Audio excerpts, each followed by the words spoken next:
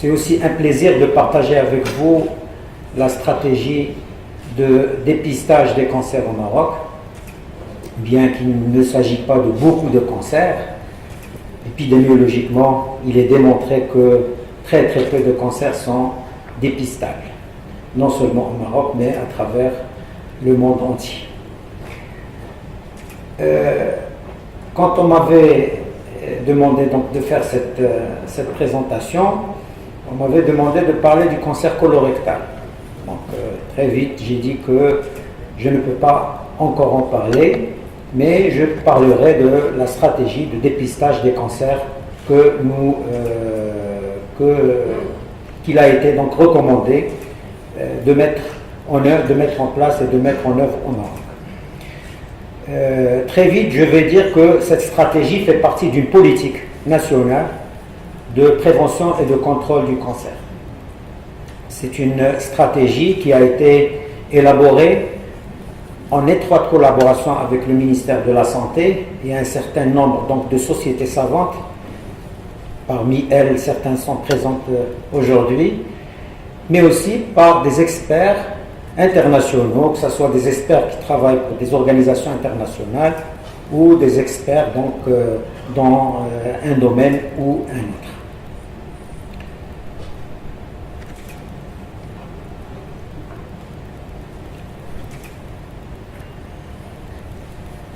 Alors, je voudrais juste vous dire qu'au niveau de la Fondation Lela Silma, le patient est au cœur de nos préoccupations. On ne pense pas à construire un centre d'oncologie ou un centre de diagnostic ou un centre de dépistage ou acheter tel matériel ou tel matériel. Notre préoccupation, c'est le patient. Est-ce que ce centre va pouvoir être donc réellement opérationnel et rendre service aux malades atteints de cancer?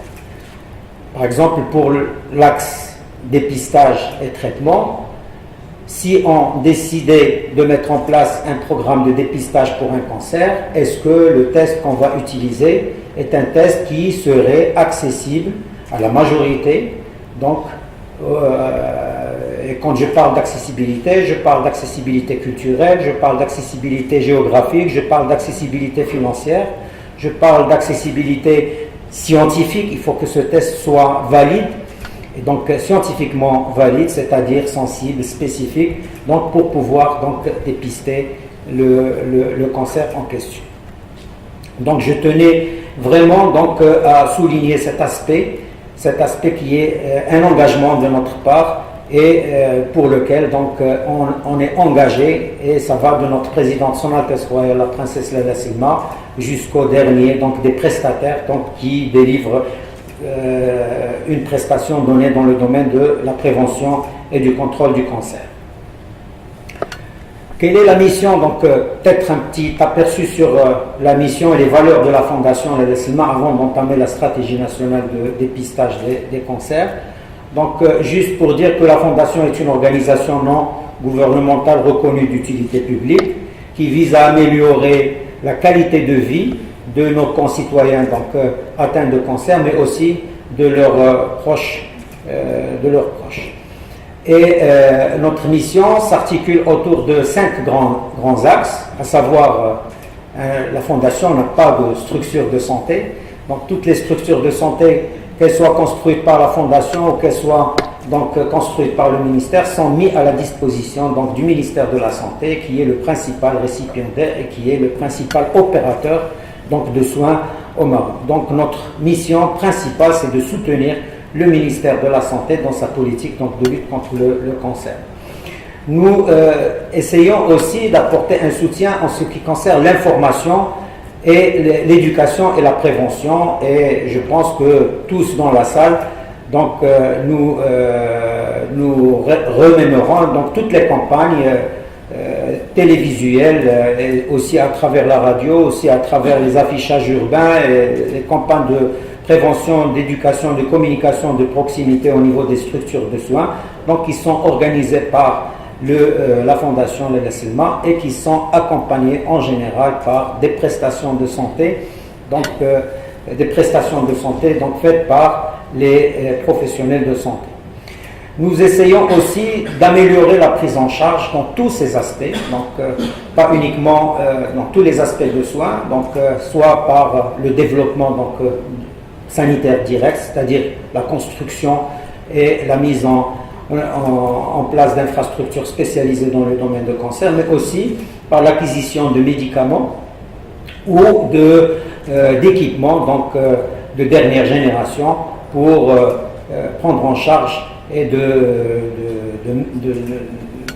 un stade de curabilité, voire un stade de meilleure curabilité pour guérir définitivement les cancers.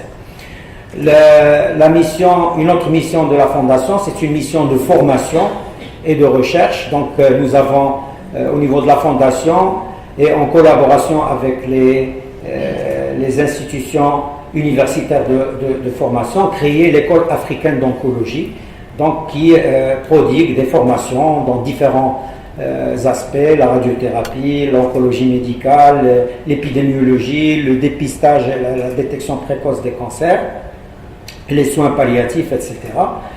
Et nous avons aussi créé un institut de recherche sur le cancer au CHU Hassan II de Fès, donc un institut qui est actuellement opérationnel depuis bientôt une année. Et cet institut développe des recherches au niveau national avec les experts et les chercheurs nationaux, mais aussi au niveau international. Et nous avons donc une convention avec le Centre international de recherche sur le cancer, qui est centre collaborateur de l'OMS, celui de Lyon, l'AIARC. Et actuellement, il y a des sujets de recherche qui sont en cours et qui sont sponsorisés par la Fondation Lalla Silma. Il y a aussi un grand axe sur le développement social. La Fondation Lalla Silma construit à proximité de chacun des centres d'oncologie de maisons de vie qui sont là pour prendre en charge les malades atteints de cancer qui n'habitent pas la ville où se trouve le centre d'oncologie. Cela leur permet de suivre régulièrement leur cure et de revenir pour être hébergés dans ces maisons de vie. Et au niveau du Maroc, il y a actuellement 9 maisons de vie qui sont opérationnelles, une à côté de chaque centre de santé. Sur le plan du développement social, nous avons aussi un programme de bénévolat. Donc il y a des bénévoles qui sont recrutés par la Fondation et qui sont au niveau des hôpitaux pour apporter tout le soutien social, mais aussi humain, aux patients atteints de cancer pour les aider à assumer leurs tâches de diagnostic ou administratif au niveau des centres de traitement. Il y a aussi un autre volet social, c'est le programme d'aide aux victimes du cancer, c'est-à-dire que tous les enfants qui perdent leur père à la suite d'une maladie cancéreuse sont pris en charge dans leur scolarité jusqu'à l'âge du baccalauréat par la Fondation Lalla Silma. Donc ça c'était les missions. Donc les valeurs de la Fondation, les 4 valeurs connues universellement, l'équité, la solidarité, la qualité et l'excellence. Donc nous nous sommes inscrits dans ces qualités et nous nous sommes engagés pour les respecter continuellement. La démarche de la Fondation, c'est d'abord une démarche participative. Donc on a essayé de mettre en place un dispositif national, et quand je dis la démarche elle est participative, c'est dans tous les axes de la prévention et du contrôle du cancer, que ce soit l'axe de prise en charge, que ce soit l'axe de prévention, que ce soit l'axe de détection précoce. Donc c'est un dispositif national qui a été mis en place par le biais d'une approche participative, multidimensionnelle. Donc on s'ouvre sur le secteur privé, on a des conventions avec le secteur public, mais aussi nous avons développé un tissu associatif, ou bien nous nous sommes inscrits dans des actions qui étaient menées par d'autres associations. Vous le savez mieux que moi que la société civile joue actuellement un rôle prépondérant sur le plan social au Maroc.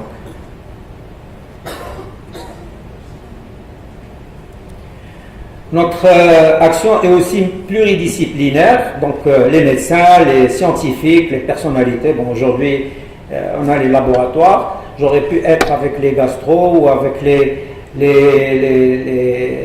chirurgiens. Donc c'est une action pluridisciplinaire, mais aussi qui est ouverte à d'autres personnalités nationales, peut-être sportives, peut-être qui font de la politique. On a de très bonnes connexions avec certains parlementaires qui travaillent régulièrement avec nous sur le plan de la législation. Vous savez que la lutte contre le cancer nécessite un aspect, un axe législatif très important. Donc on essaie un peu de fédérer la vision autour de la thématique prévention et contrôle du cancer, en essayant donc de faire intervenir l'ensemble des secteurs. Notre action, notre démarche est aussi scientifique, c'est-à-dire qu'avant de prendre n'importe quelle décision, il y a toujours une étude qui est une étude scientifique dans les règles de l'art, qui est faite par exemple avant l'élaboration du plan cancer. Il y a eu une quinzaine d'études qui ont été faites à travers le territoire national et qui y ont débouché sur certaines recommandations qui ont été prises en considération pour l'élaboration des différentes activités et des différents axes du plan cancer. Les domaines d'intervention, la Fondation Leila Selma intervient, comme je l'ai dit, en soutien du ministère de la Santé. Elle intervient dans deux grands axes, je dirais.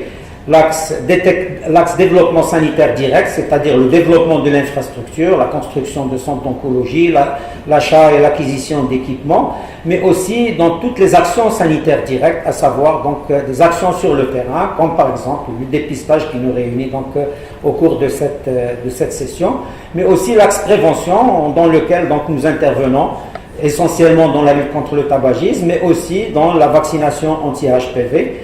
Il va bientôt démarrer au Maroc. Quel que soit l'axe stratégique du plan cancer, il y a deux grands axes dans lesquels nous essayons de travailler, le développement sanitaire et l'action sanitaire directe. Alors la prévention, comme je l'ai dit tout à l'heure, la Fondation organise des campagnes médiatiques pour sensibiliser la population sur l'ensemble des facteurs de risque, particulièrement en ce qui concerne la lutte contre le tabagisme, mais aussi le dépistage, la sensibilisation au dépistage des cancers du sein et du col de l'utérus, mais aussi d'autres thématiques, la promotion des modes de vie sains et d'autres thématiques qui vont voir le jour prochainement au fur et à mesure que notre plan avance dans le temps. La détection précoce de cancer attire notre attention de par la gravité du problème posé en santé publique, à savoir le cancer du sein et le cancer du col, qui sont les cancers les plus fréquents. Ils représentent pratiquement plus de la moitié des cancers chez la femme, mais pratiquement le tiers des cancers chez l'homme et la femme, à eux deux. Nous aurons l'occasion de parler dans la suite de ma présentation de ce programme de détection précoce. La prise en charge avec l'accès aux médicaments, un programme spécial accès aux médicaments, qui fait intervenir la Fondation, les CHU, mais aussi le ministère de la Santé, mais aussi les réaménagements des anciennes structures, leur humanisation et aussi leur équipement pour les mettre à niveau avec les nouvelles normes et les nouveaux standards proposés par la communauté internationale.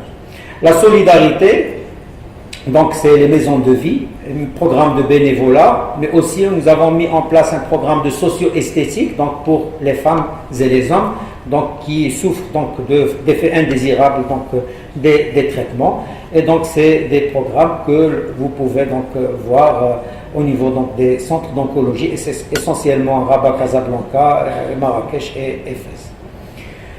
Développement des compétences, par la formation, mais aussi le développement de la recherche. Tels sont les 5 grands domaines où la Fondation apporte son soutien au ministère de la Santé. Mais aussi la mobilisation, qui est le moteur de, je dirais, la dynamique de toutes ces actions. Et cette mobilisation sociale, elle est exercée au niveau national, mais aussi au niveau international, puisque la Fondation développe, est reconnue actuellement comme une ONG internationale, puisque nous avons développé des programmes de coopération avec pas mal de pays, notamment des pays d'Afrique subsaharienne, Donc nous travaillons actuellement au niveau de 11 pays, au niveau de l'Afrique subsaharienne. Alors juste un petit aperçu sur le plan de prévention et de contrôle du cancer qui constitue donc la feuille de route donc, de notre action. Et ce plan national a été érigé et élaboré en totale synergie avec le système de santé du Maroc. Vous savez que particulièrement pour le dépistage dont nous allons parler, donc si on ne prend pas en considération le système de santé, on risque de passer à côté de beaucoup de choses. Et donc on a essayé donc de s'inscrire dans vraiment la politique et le système de santé du Maroc. 4 grands axes: la prévention, la détection précoce, le diagnostic et le traitement, et bien sûr les soins palliatifs. C'est les axes donc, qui sont proposés par l'Organisation mondiale de la santé et donc que nous avons essayé donc d'adapter aux spécificités et aux particularités de notre pays. 4 axes satellites que sont la communication, la législation, la recherche et la formation et le soutien social. Donc tel est l'arbre conceptuel donc, du plan cancer qui constitue donc pour nous la feuille de route. Alors chaque axe stratégique est constitué d'un certain nombre de mesures qui ont été mises en œuvre donc depuis 2010 puisque le plan a été lancé le 24 mars 2010 et donc actuellement pratiquement 80% des mesures, il y a 78 mesures qui sont déjà bien mises en œuvre. Alors ces mesures concernent soit des actions d'action sanitaire directe, donc de lutte sur le terrain, soit des référentiels à mettre en place, soit des constructions, des normes, des standards internationaux à mettre en place au niveau donc, du Maroc. Alors qu'en est-il de la stratégie de dépistage du cancer au Maroc? Tout d'abord, le contexte et les données épidémiologiques ont fait en sorte donc de prendre en considération que dans les pays occidentaux, le dépistage est à la base d'une très très grande réduction d'un certain nombre de cancers, particulièrement donc, le cancer du col de l'utérus. Et par contre, dans les pays en voie de développement, c'est une pratique qui reste encore en marche pour la simple raison que les moyens ne sont pas disponibles. Pour réussir un programme de dépistage, il faut d'abord assurer que le dépistage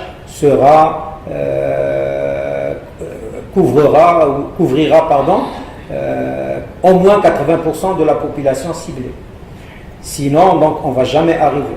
Et puis, une fois que ce programme est mis en place, il va falloir assurer tout l'arriéré de matériel et d'équipement nécessaires pour confirmer la maladie et bien sûr assurer sa prise en charge. J'estime que actuellement au Maroc, nous avons donc déjà atteint cet aspect-là puisque le dépistage est actuellement effectif pour 2 cancers, le sein et le col, et que les moyens de diagnostic et de prise en charge donc, permettent de prendre en charge l'ensemble des cas dépistés. Dans les épidémiologiques donc, du cancer au Maroc, donc, je me suis permis donc, de prendre quelques données sur la dernière édition du registre du cancer du Grand Casablanca. Je parle sous la réserve donc, du professeur Benidel qui dirige donc, ce registre au niveau donc, du centre Mohamed VI pour le traitement du cancer. Et donc ce registre est à sa 3e édition.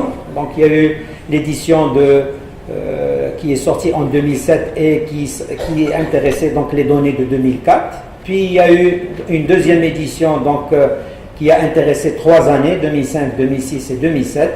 Et celui qui vient juste d'être édité concerne 4 années, donc 2008, 2009, 2010, 2011, 5 années et 2012.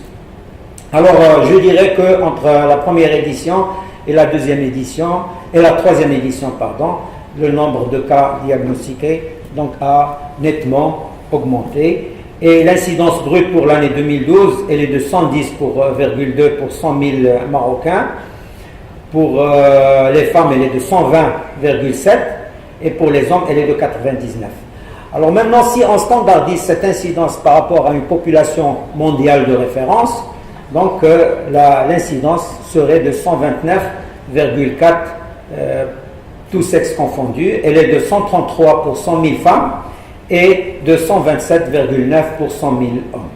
Si on faisait le même exercice en standardisant par rapport à la structure, à la pyramide des âges marocaine, l'incidence serait de 110, donc on se rapproche donc du chiffre donc, de l'incidence brute, de 110,5 tous sexes confondus et de 120,5 pour 100 000 femmes et de 101,8 pour 100 000 hommes.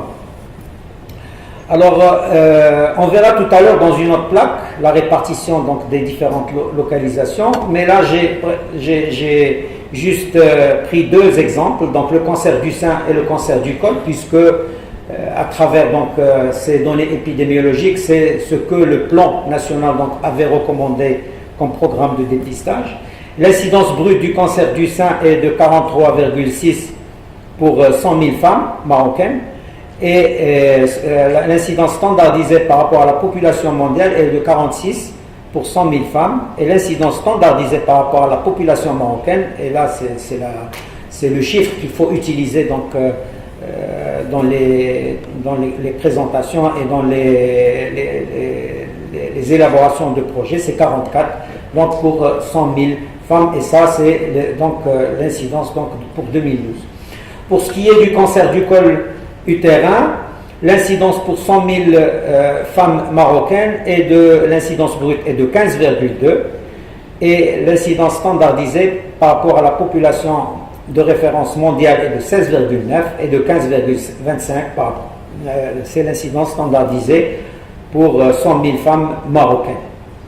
Donc voilà donc quelques données. Je voulais juste dire que pour le cancer du col, il n'y a pas eu beaucoup de changements entre 2004 et 2012, alors que pour le sein, il y a une augmentation très nette. Je pense qu'on est passé de 36 pour 100 000 femmes en 2004 à 44 en 2012.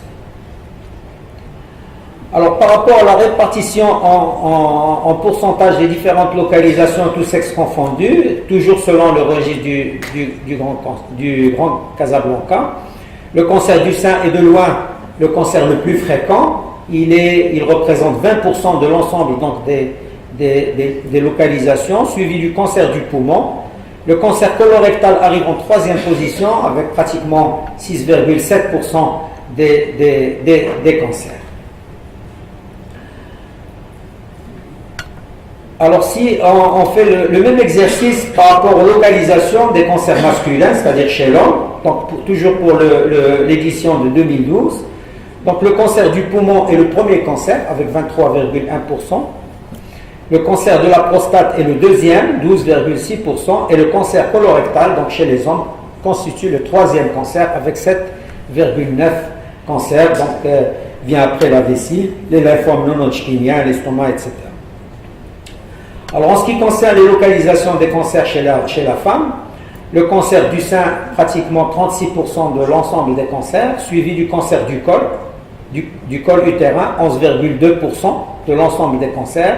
Le cancer colorectal représente 6% de l'ensemble des cancers et il est à la 4e position donc, chez la femme. Alors maintenant, si on prend les estimations faites par le Globocon, donc par le CIRC, là c'est des courbes donc, qui donnent une idée donc, des différentes incidences du cancer dans la région EMRO. La région EMRO, c'est la région de la Méditerranée orientale, donc de l'OMS, et à laquelle nous appartenons.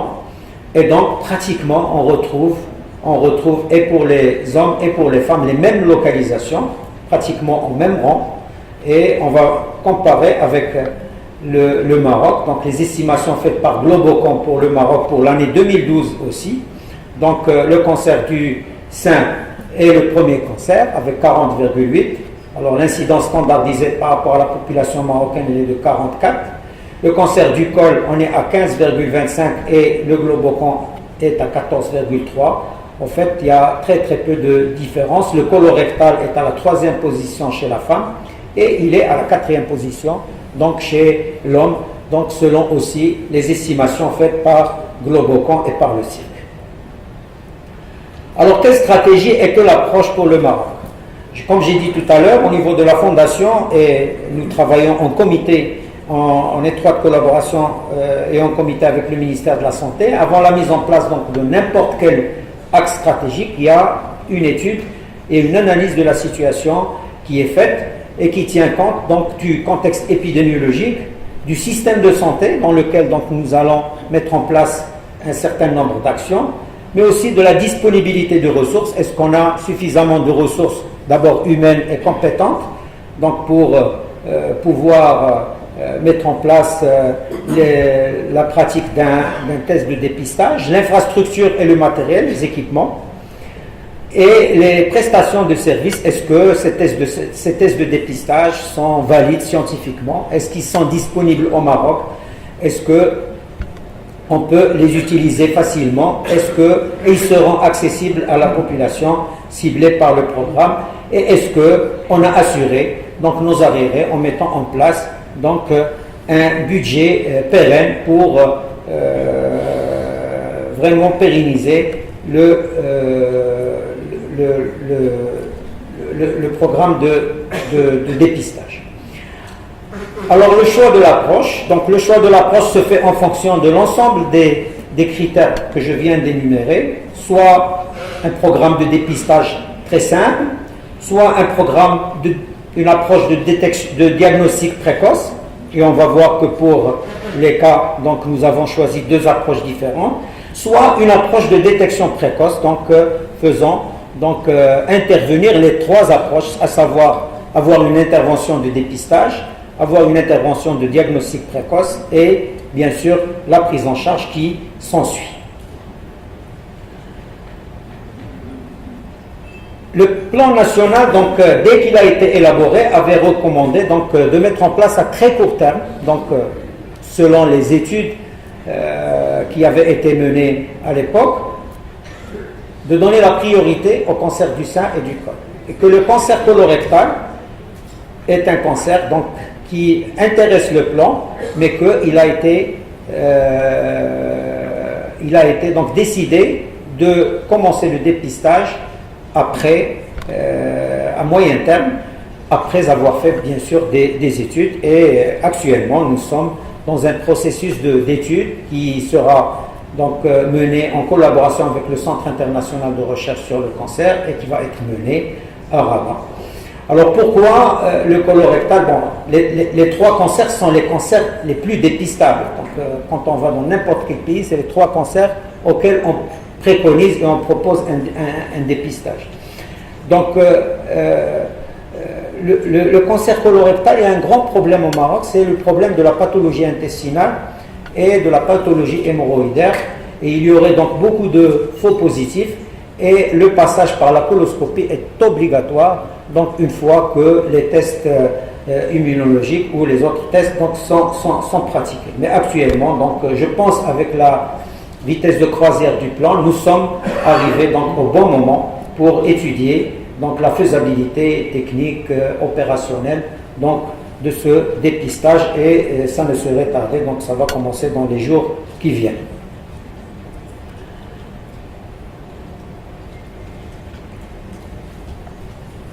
Ce qui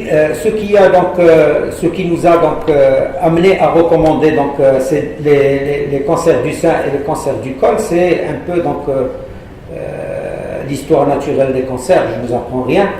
C'est que juste pour expliquer un peu la démarche qui a été choisie par le plan national de prévention et de contrôle, par le plan national de prévention et contrôle du cancer.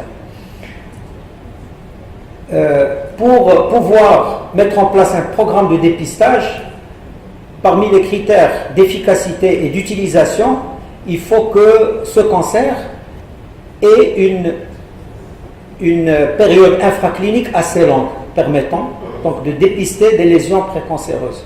Je pense que c'est le cas du col, de l'utérus par excellence, qui nous avons la possibilité donc de dépister des lésions précancéreuses, de les traiter et d'arrêter l'évolution vers le cancer. Et donc le choix donc, du test prend en considération toute l'histoire naturelle donc, des cancers.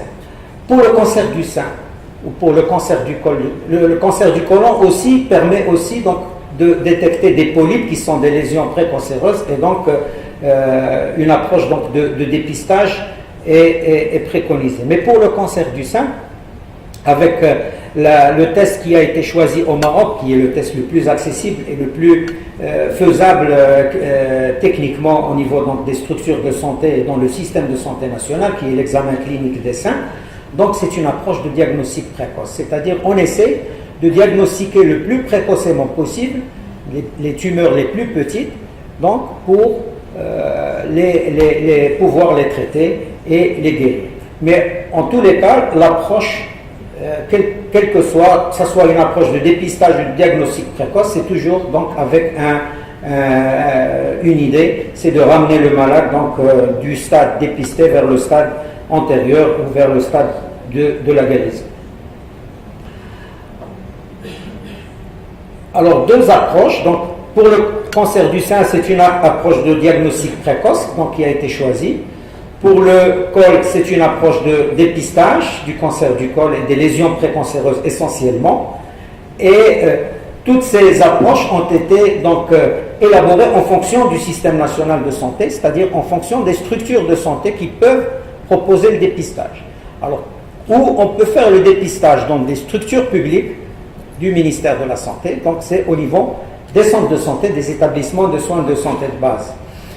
Par la suite, il va falloir donc confirmer les lésions et les anomalies donc retrouvées. Il fallait mettre en place une structure intermédiaire entre le centre de santé et le centre de traitement où on va traiter. Donc il y a eu donc, la création au Maroc des centres de détection précoce des cancers du sein et du col, donc des centres où on peut faire une mammographie, où on peut faire une colposcopie, où on peut faire une biopsie, qu'elle soit une biopsie du sein ou qu'elle soit une biopsie du col, et où on peut donc finalement poser le diagnostic positif d'un cancer du sein ou du col, ou bien d'un diagnostic de lésion précancéreuse du col, lésion qui peut être traitée sur place au niveau de ces centres de détection précoce, moyennant donc soit, ça dépend du degré de la lésion, soit une résection à l'anse diathermique, soit une conisation à froid qui est faite à l'hôpital, soit carrément un traitement par thermocoagulation, donc traitement qui dure 40 secondes et qui se fait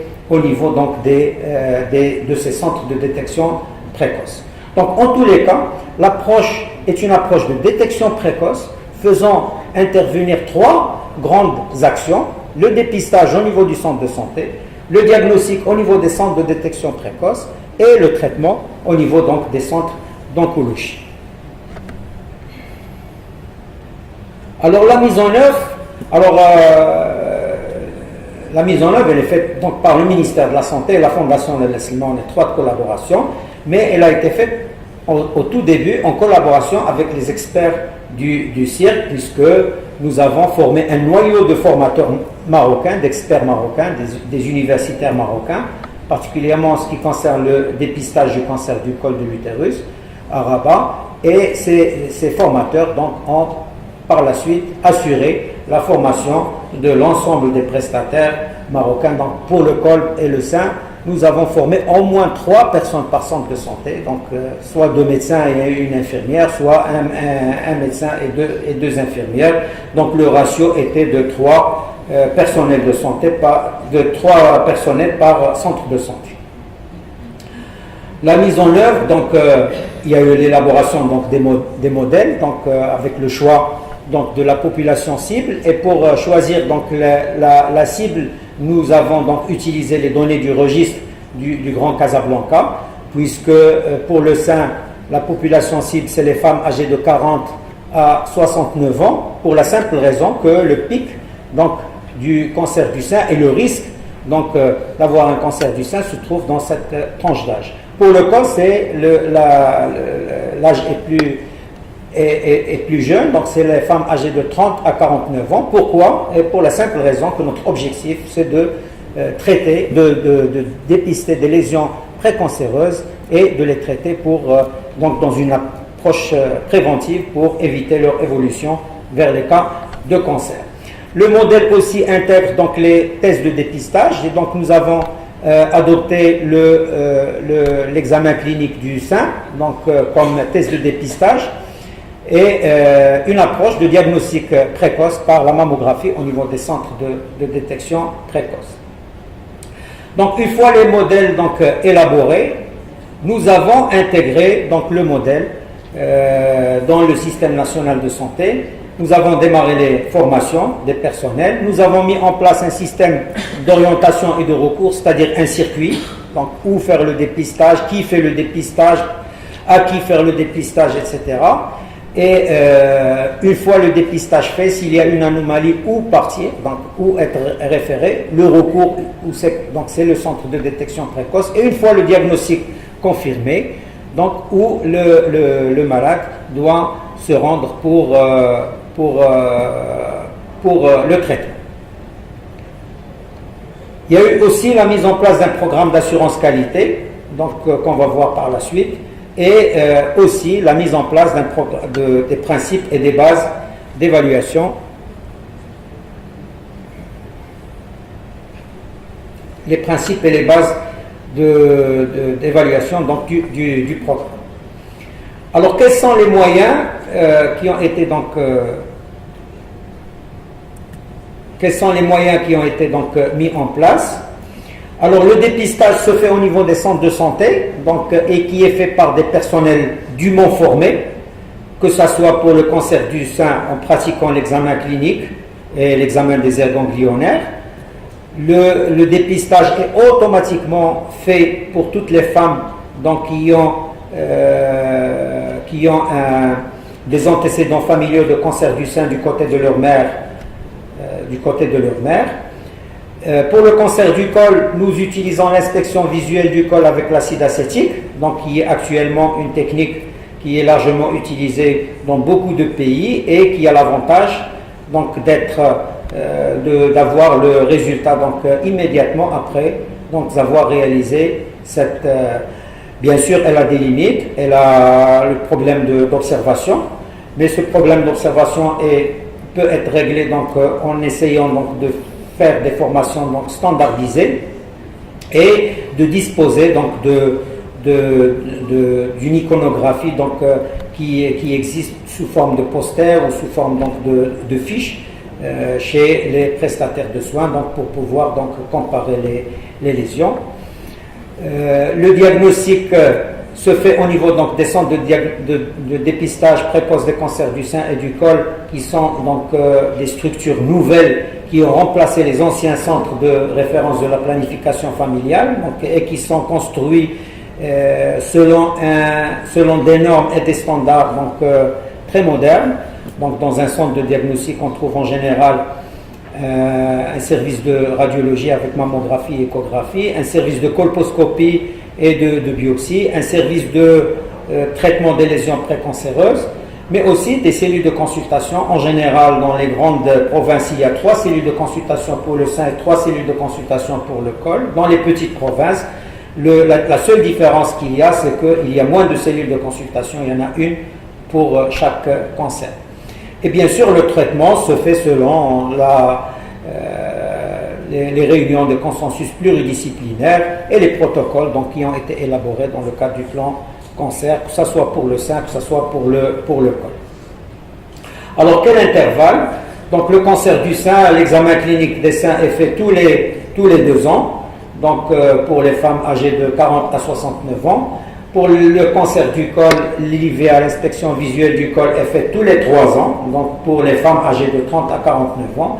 Alors je voudrais juste dire que pour le cancer du sein, actuellement le taux de couverture par le dépistage dépasse dans les structures publiques 60%. Donc grâce aux campagnes médiatiques qui sont faites et grâce aux campagnes de dépistage qui accompagnent justement ces campagnes médiatiques. Pour le col, actuellement le taux de continuité pour le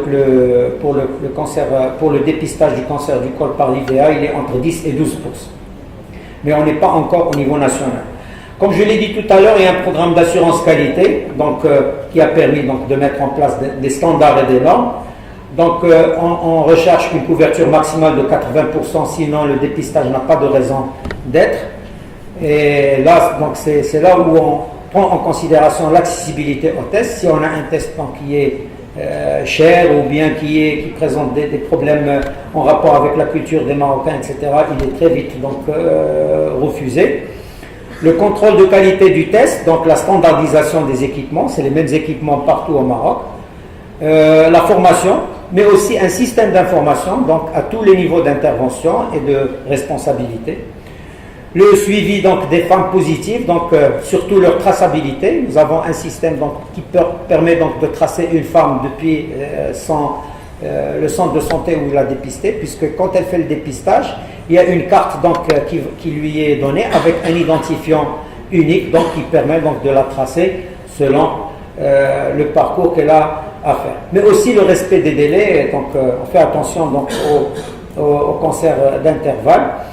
L'accessibilité, la normalisation et l'adéquation des moyens de diagnostic. Donc, on achète pratiquement le même matériel. Donc, on a des colposcopes électroniques. Actuellement, on n'achète que des mammographes avec des numériseurs. Et on essaie aussi d'assurer l'observance des dépistages, puisque une femme qui a fait son dépistage qui n'est pas revenue, elle est relancée par le centre de santé auquel donc, elle s'adresse pour revenir faire les tests suivants, et bien sûr donc le système d'information.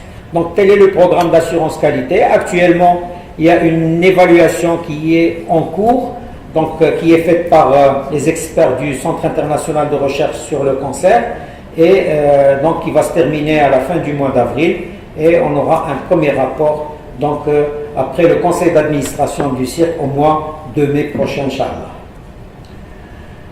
Les étapes de la détection précoce donc, des cancers du sein et du col, donc c'est d'abord une invitation à pratiquer le test, et là c'est une invitation opportuniste, c'est-à-dire on s'adresse à toutes les femmes qui fréquentent le centre de santé. Une femme marocaine en général, elle a 11 contacts par an au niveau d'un centre de santé, donc il y a 11 occasions donc, pour lui proposer le dépistage du cancer du sein ou du col, donc selon son appartenance à la tranche d'âge donc, appropriée. Mais on essaie toujours donc de saisir les opportunités. Une femme qui vient pour une consultation médicale aussi, une femme qui vient pour un programme de santé, planification familiale ou bien programme de surveillance de la grossesse. Donc toutes les opportunités sont bonnes pour proposer le dépistage. La réalisation du test, une fois que la femme est consentante donc, pour faire le dépistage, c'est un consentement oral. Donc le test est pratiqué par les professionnels de santé, il est interprété sur place et le résultat donc, est donné séance tenante à la fin. Pour les femmes positives, il y a une petite cellule de counseling qui est mise en place au niveau du centre de santé donc, pour essayer donc, de sensibiliser la femme et de la préparer donc, au parcours de soins qui pourrait l'attendre. Les examens complémentaires, c'est-à-dire la phase de diagnostic démarre donc, au premier recours, qui est le centre de détection précoce des cancers du sein et du col. Et là aussi, donc, en cas de confirmation du diagnostic, il y a une cellule de counseling avec un programme de formation spécifique donc, qui conseille la femme donc, sur le...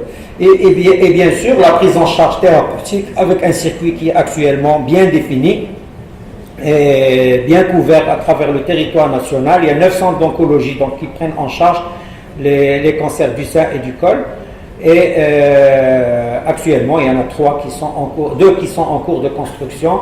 Et le troisième, donc, on va démarrer sa construction très très bientôt, celui de Oujda. Donc celui de l'Ayoun et celui de Bni Mellal vont très très bientôt voir le jour.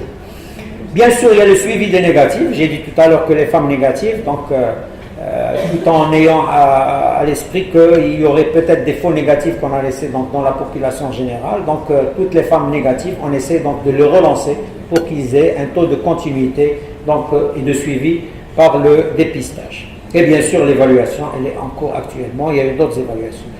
Juste l'algorithme donc, pour le dépistage du cancer du sein, donc après la sensibilisation dans le centre de santé et le counseling des femmes donc, à propos du cancer du sein, et les facteurs de risque donc, qui peuvent être donc, à l'origine donc, de ce cancer du sein. Si la femme est consentante, elle pratique donc, on pratique l'examen clinique au niveau du centre de santé. Si la femme présente une anomalie ou si elle a des antécédents familiaux, elle est automatiquement donc référée vers le centre de détection précoce du cancer du sein et du col pour un examen fait par un gynécologue, un spécialiste, et où on demande donc une mammographie. Si la mammographie est normale, la femme est référée au niveau du centre de santé pour qu'elle refasse donc le centre pour qu'elle refasse le dépistage 2 années après. S'il y a une anomalie à la mammographie, donc on pratique une biopsie et la femme est dirigée, si le diagnostic est confirmé, vers le centre de traitement en général, donc le centre de la région où elle se trouve. Donc ça c'est pour le cancer du sein. Pour le cancer du col, c'est un peu plus compliqué.